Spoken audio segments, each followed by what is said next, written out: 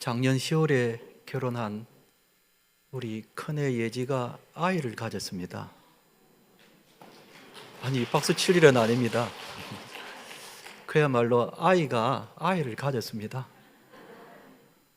저는 결혼하고 한 1, 2년 직장을 다닌 후에 아이를 가졌으면 했는데 일하기 싫은지 그냥 아이를 이렇게 가진 겁니다. 이제 7주쯤 됐는데요. 얼마 전에는 자기 엄마한테 소고기가 먹고 싶다고 전화가 온 겁니다. 저도 잘 못 먹는 한우를 갖다가 사서 주었습니다.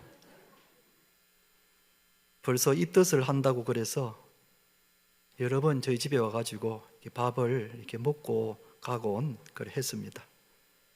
저는 자녀들을 결혼시키면 그때부터 끝인 줄 알았습니다. 그런데 오히려 더 신경을 더 써야 되는 줄 정말 미처 몰랐습니다. 우리 선배님들은 그런 것들을 다 이렇게 경험을 했겠습니다만, 결혼하기 전보다 더 신경 쓸 일이 많은 겁니다. 사실 저는 아직 할아버지가 될 준비가 전혀 되어 있지 않는데, 그러나 아이가 가진 것은 정말 감사한 일이고 기쁜 일입니다. 또 우리 교회 이성철 장로님, 남순덕 권사님 따님, 우리 이찬양 부부도 아이를 이렇게 가졌습니다. 우리 이찬양 우리 부부도 산모를 위해서, 태정의 아이를 위해서 여러분들의 기도를 많이 해 주시기 바랍니다. 생명이 탄생한다는 것은 참으로 기쁘고 신비로운 일입니다.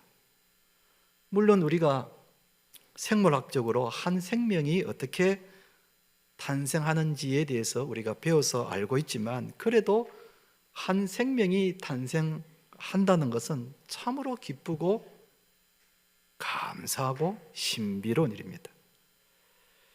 그런데 이와 비슷하게 한 영혼이 다시 새롭게 태어나는 것도 정말 기쁘고 신비로운 일입니다. 우리는 이것을 거듭난다고 말합니다. 한 영혼이 예수님을 믿고 그리고 새로 거듭나는 것을 보면 이게 얼마나 기쁘고 감사하고 신비로운 일인지 모릅니다. 그런데 예수님의 탄생은 더 신비로운 일입니다. 이것은 어떻게 말로 설명할 수 없는 일입니다. 하나님이신 예수님이 어떻게 인간의 몸으로 탄생하시는지 아무리 생각해도 이것은 정말 신비로운 일입니다. 그러다 보니까 당시 사람들 중에는 이 사실을 아는 사람이 거의 없었습니다. 그래서 이 사실을 제일 먼저 전거한 사람이 바로 세례 요한입니다. 세례 요한은 아무것도 모르는 사람들에게 예수님이 오셨음을 알리는 그 일을 했습니다. 그런데 중요한 것은 세례 요한이 예수님이 오셨다는 것을 알리면서 무엇을 했는가 하면 사람들에게 죄를 회개하게 하고 세례를 베풀었다는 것입니다. 요즘은 예수님을 믿는 사람들에게 세례를 주는 것이 보편화되었지만 그 당시에는 이 세례라는 것이 없었습니다. 아마 이 세례 요한이 제일 먼저 이 세례를 베푼 것 아닌가 이렇게 생각이 되는데요. 그런데 오늘 본문에 보면은 이 세례에도 두 가지 종류가 있다고 말하고 있습니다. 11절을 제가 다시 한 번 더 읽어보겠습니다. 나는 너희로 회개하게 하기 위하여 물로 세례를 베풀거니와 내 뒤에 오시는 이는 나보다 능력이 많으시니 나는 그의 신을 들기도 감당하지 못하겠노라. 그는 성령과 불로 너희에게 세례를 베푸실 것이요. 저기 보면은 물로 세례를 베푸는 것과 성령과 혹은 불로 세례를 베푼다 하는 두 종류의 세례가 있다는 것을 보게 됩니다. 그러면 물 세례는 어떤 뜻이며 성령 세례는 어떤 뜻인가? 그리고 그것이 오늘 신앙생활을 하고 있는 우리 모두에게 어떤 의미가 있는가?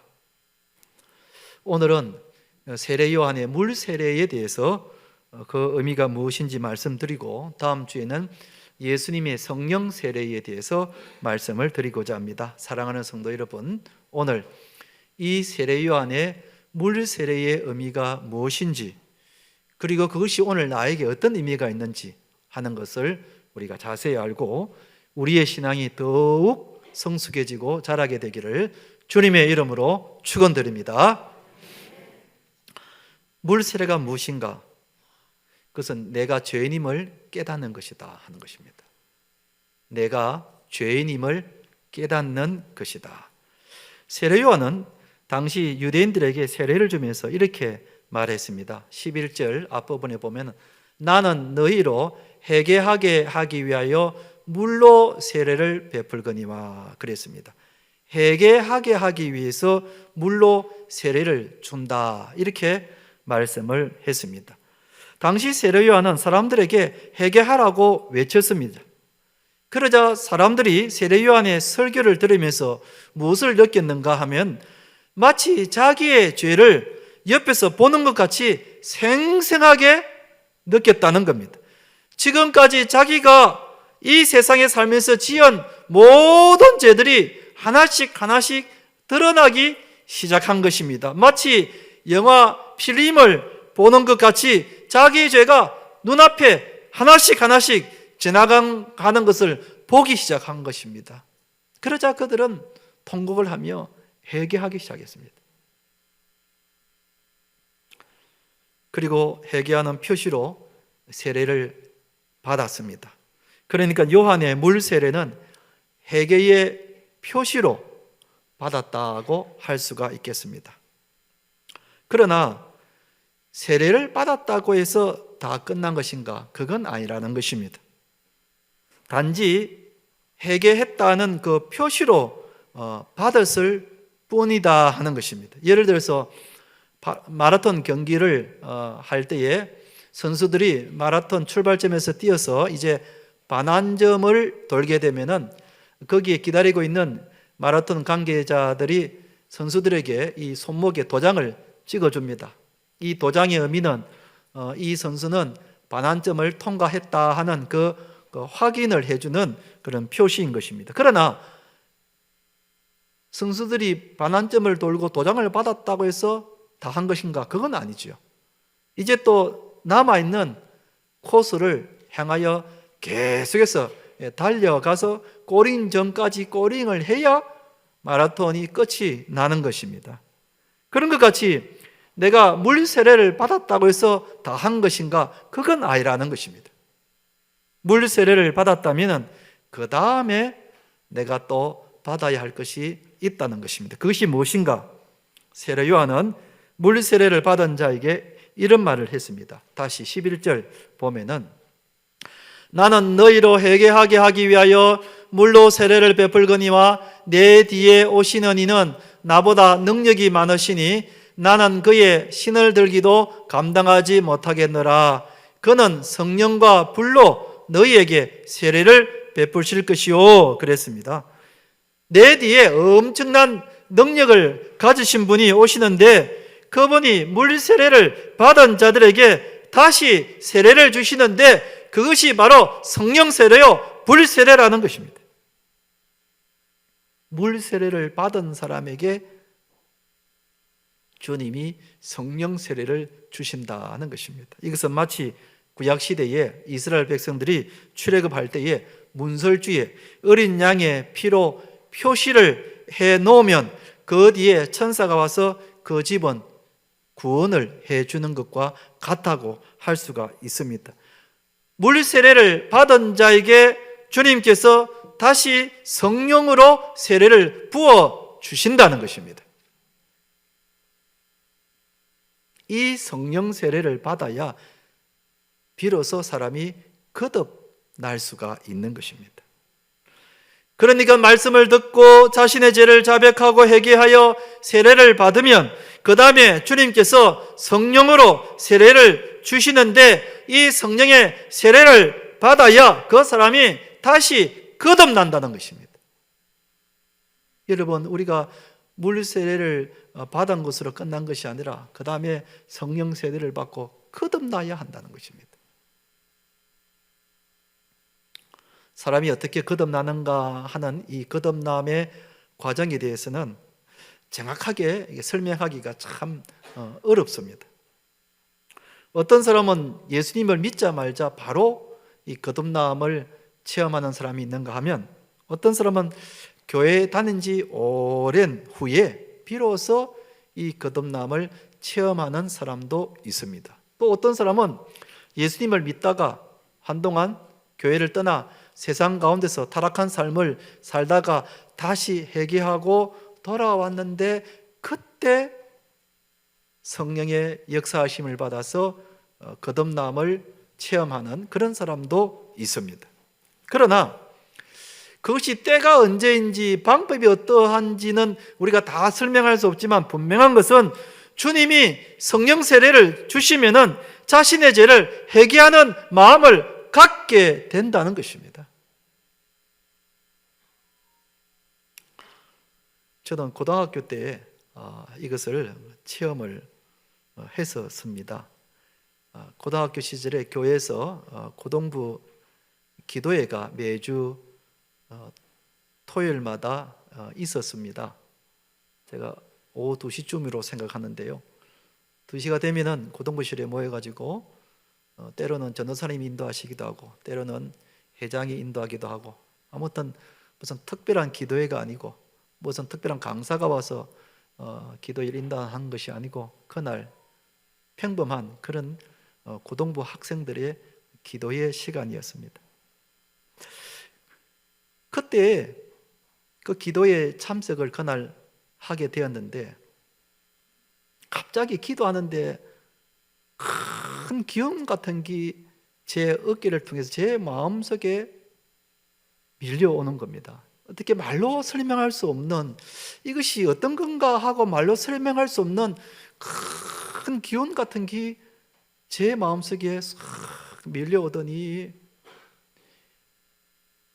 온몸이 그냥 부들부들 떨면서 경직 상태에 있게 되는 겁니다. 저는 그런 경험을 처음 해봤습니다.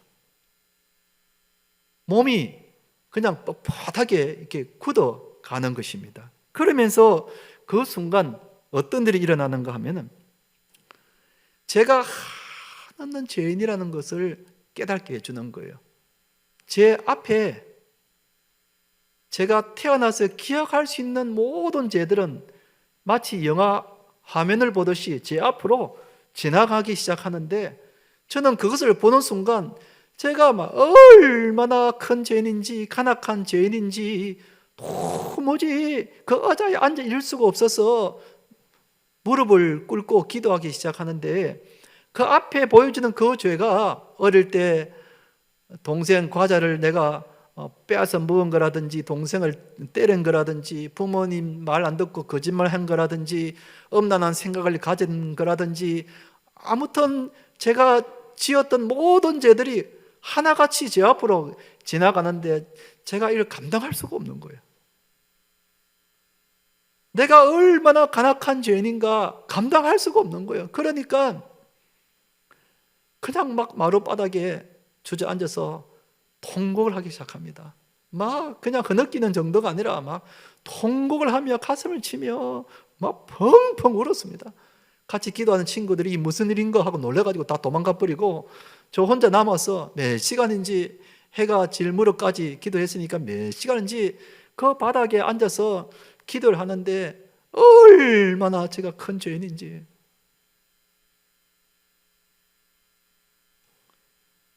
그날 성령께서 제 마음속에 임재하셔서 제가 얼마나 큰 죄인인가 하는 것을 깨닫게 해 주신 거예요. 그런데 많은 사람들이 이렇게 생각합니다. 나는 완전한 사람은 아니지만 그렇다고 해서 무슨 심각한 죄를 지은 죄인이 아니라고 생각합니다. 어렸을 때 부모님께 말도 듣지 않고 불순종하고 부모 속이고 하는 그런 정도의 죄를 지었지, 내가 무슨 큰 심각한 죄를 지었다고 생각하지 않습니다. 오히려 나는 예수 믿는 사람이기 때문에 불신자들보다도 좀 양심적이고 저 교도소에 수감되어 있는 저런 사람들에 비하면은 나는 그래도 바르게 살고 있다고 그렇게 생각을 합니다. 그러나 성령이 역사하시면 내 자신이 얼마나 큰 죄인인가를 깨닫게 된다는 사실입니다. 성남의 선한목자교회의 유기성 목사님이 쓰신 책 중에 우리 서로 사랑하자 하는 이 책에 이런 내용이 나옵니다.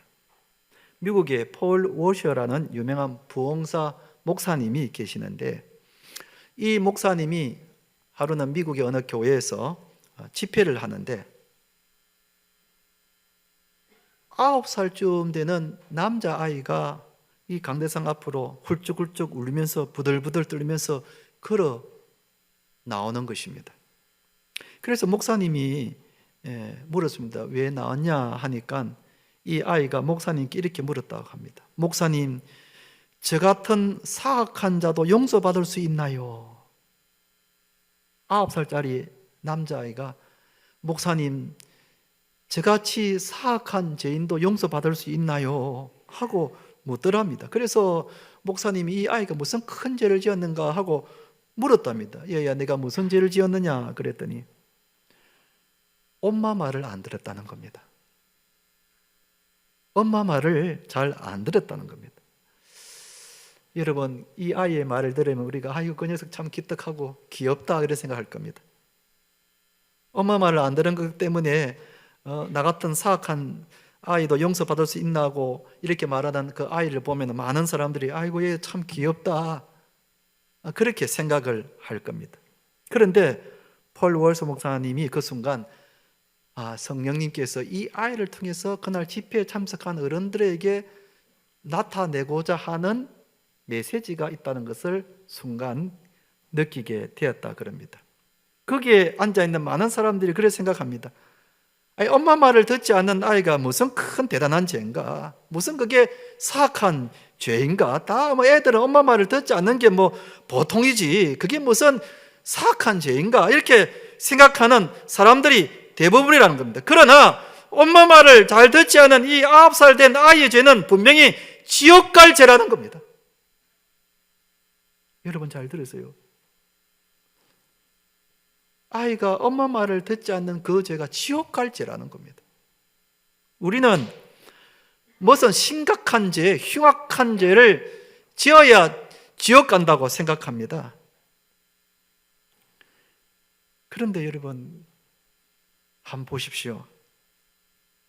아담 하와가 에덴 동산에서 무슨 하나님께 엄청난 죄를 지었습니까? 그들이 누구 사람을 죽였습니까? 그들이 하나님 외에 다른 우상을 섬겼습니까?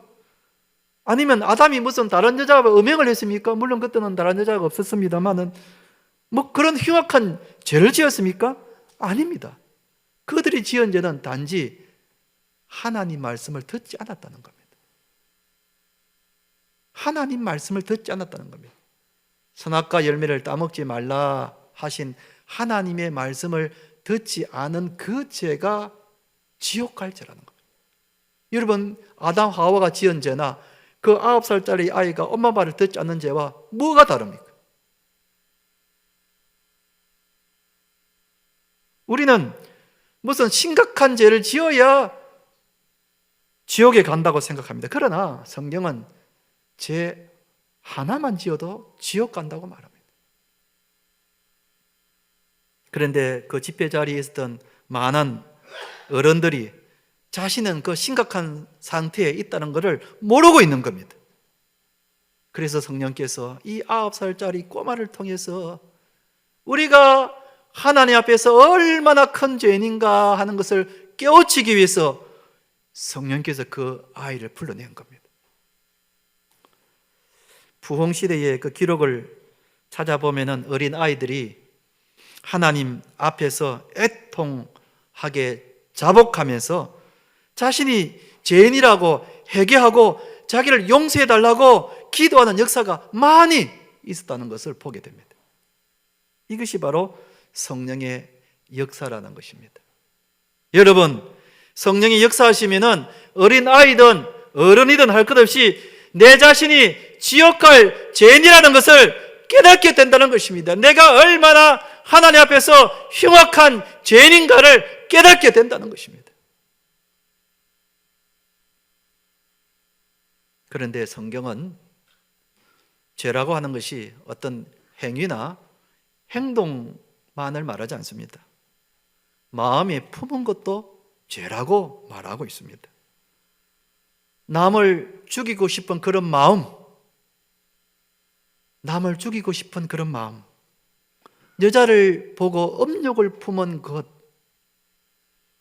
다른 사람의 인격을 업신여기고 함부로 비난한 것, 이게 다 지옥 갈 죄라는 것입니다.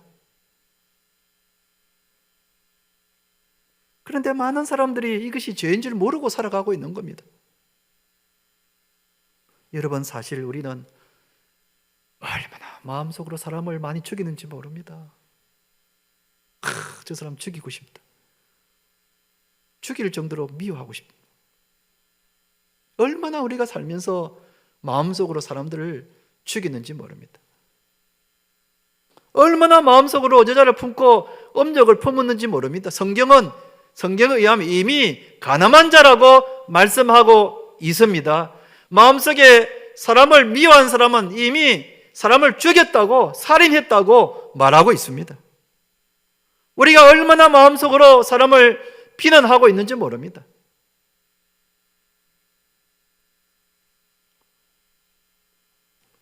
우리가 서로의 마음을 모르기 때문에 그냥 우리가 살아가고 있는 거지. 여러분, 만약에 한 번이라도 다른 사람의 마음속에 들어가 볼 수만 있다면은 여러분 정말 충격을 받을 겁니다. 그 추악하고 그 더러움에 경악을 금치 못할 겁니다. 그런데 다른 사람들은 몰라도 이것이 하나님 앞에서는 영원히 심판받을 죄라는 겁니다. 다른 사람들은 내가 마음속에 어떤 것을 품는지 모르지만 하나님 앞에서는 엄청난 죄라는 겁니다. 여러분, 칼로 사람을 죽여야만 살인자가 아니라 우리는 이미 얼마나 많은 사람들을 마음으로 살인한 살인자인지 모릅니다. 그런데 이것을 모르고 있는 거예요. 나는 그래도 괜찮게 살아가고 있다고 생각합니다. TV 뉴스에 흉악한 범죄자들 보면 그래도 나는 바르게 살고 있고 착하게 살고 있다고 생각합니다. 그런데 그게 아니라는 겁니다. 성령께서 우리의 마음속에 역사해 주시면 내가 얼마나 큰 죄인인지, 이 9살짜리 아이가 엄마 말을 듣지 않는 죄가 얼마나 사악한 죄인가 하는 것을 깨닫게 된다는 겁니다.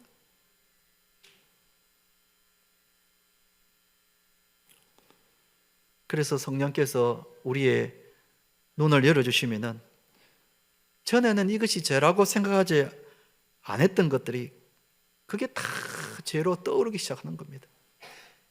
그러면은 그 죄 때문에 절망하고 괴로워하고 가슴을 치며 통곡하고 너무 고통스러워서 견딜 수가 없는 겁니다. 어떤 사람은 매달 이런 죄로 인한 고통 가운데에 살아가는 사람도 있다고 합니다. 그래서 예수님의 보혈을 찾게 되는 겁니다. 예수님의 보혈이만이 내 이 간악하고 더러운 죄를 정결할 수 있다는 것을 깨닫게 되는 것입니다. 이것이 바로 세례 요한이 주는 물 세례의 의미입니다. 세례 요한이 주는 세례의 의미는 내 자신이 얼마나 죄인인가를 깨닫는 것입니다. 우리들 대부분은 다 세례를 받았습니다. 오래전에 받았기도 하고 최근에 받았기도 하고 우리는 다 세례를 받았습니다. 그러나 세례를 받았다고 해서 다 된 것은 아닙니다. 우리가 세례를 받았다고 해서 다 된 것이 아닙니다. 그 다음에 우리는 성령 세례를 받아야 합니다. 이 성령 세례를 받아야 내가 얼마나 큰 죄인인가를 깨닫게 되고, 내가 죄인인 것을 깨달아야 회개하게 되고, 회개하면서 예수님의 보혈을 찾게 되고, 예수님의 보혈로 우리가 정결하게 되어야 그 다음에 우리가 거듭날 수가 있다는 겁니다. 여러분, 예수님을 믿어도 거듭나지 못한 사람이 얼마나 많은지 모릅니다. 그러다 보니까 예수님을 믿어도 여전히 죄 가운데 삽니다. 그리고 그것이 죄인 줄을 모르고 삽니다. 그러니 회개하지 않는 겁니다. 자기는 의인이라고 생각하면서 살고 있습니다.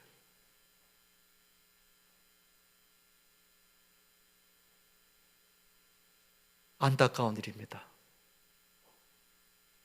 그렇기 때문에 우리는 이 성령의 역사하심이 있기를 우리가 간절히 기도해야 합니다.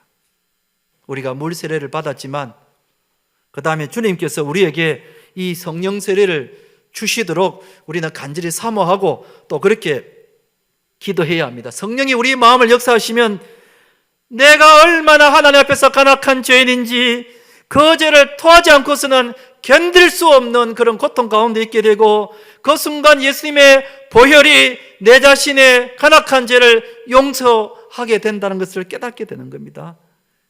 그 순간 우리가 거듭나게 되는 겁니다. 이게 바로 거듭나는 것입니다. 한 영혼이 새로 거듭나게 되는 참으로 신비로운 일입니다. 한번 따라합시다. 거듭나게 해 주옵소서. 거듭나게 해 주옵소서. 여러분, 우리의 신앙생활에 있어서 다른 어떤 것보다도 성령의 역사하심이 나에게 임재해야 합니다. 나뿐만 아니라 내 남편에게도 그렇고 우리 자녀에게도 그렇고 성령의 역사하심이 있을 때야만이 내가 진실로 죄인인 것을 깨닫게 되고 성령께서 그 사람을 거듭나게 해 주셔서 새롭게 변화가 되는 겁니다. 참 신비로운 일이고 참 감사한 일입니다. 말씀을 맺겠습니다. 세례를 받은 우리들이 다시 성령의 역사하심을 받아 예수님의 보혈로 재시심을 받고 거듭나야 합니다. 이번 한 주간도 이런 성령의 도우심으로 인하여 우리 모두가 다시 거듭남의 은혜가 있기를 주님의 이름으로 축원드립니다.